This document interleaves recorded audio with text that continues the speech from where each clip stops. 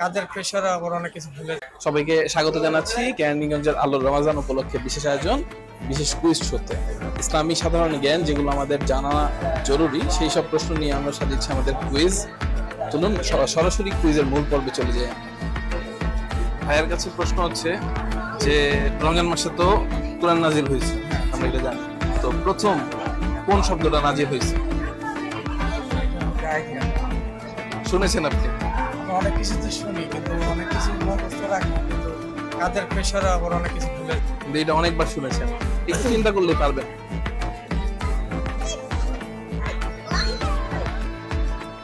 খেলাটা ভাইয়ের কাছে প্রশ্ন হচ্ছে যে এই যে রোজার মাস, এখন এই মাসে তো কোরআন নাজিল হয়েছে, প্রথম কোন শব্দটা নাজিল হয়েছে?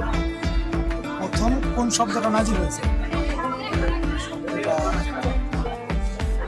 শব্দটা মনে সম্ভবত একটু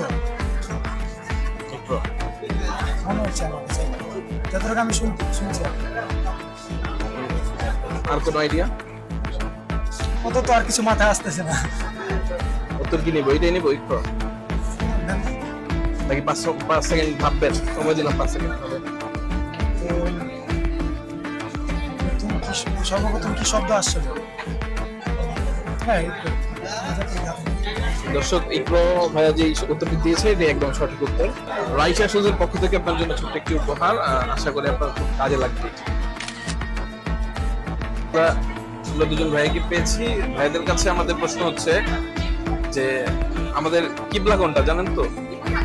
বলেন তো কিবলা কোনটা? এটা কি প্রথম এখন কিবলা কোনটা? এখন হচ্ছে পশ্চিম, যে এটা দিক, কাবা। পশ্চিম তো দিক। হ্যাঁ, কাবা বলো তো? কাবা। কাবার পর।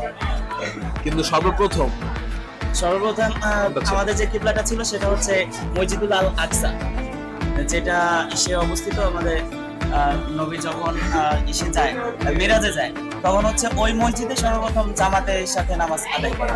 এখন প্রথম কাবা, প্রথম কিবলা কোনটা? উত্তর নেব কি? প্রথম কিবলা কাবা নাকি মসজিদুল আকসা কোনটা? প্রথম কিবলা ছিল হচ্ছে মসজিদুল আকসা। দর্শক, ভাইদের উত্তরটা একদম সঠিক হয়েছে। ভাইদেরকে অনেক অনেক অভিনন্দন। গিফট রয়েছে ছোট্ট, সেটা তুলে দেবে পক্ষ থেকে ছোট্ট একটি উপহার। আশা করি আপনাদের অনেক কাজে লাগবে এটা। থ্যাংক ইউ ভাই।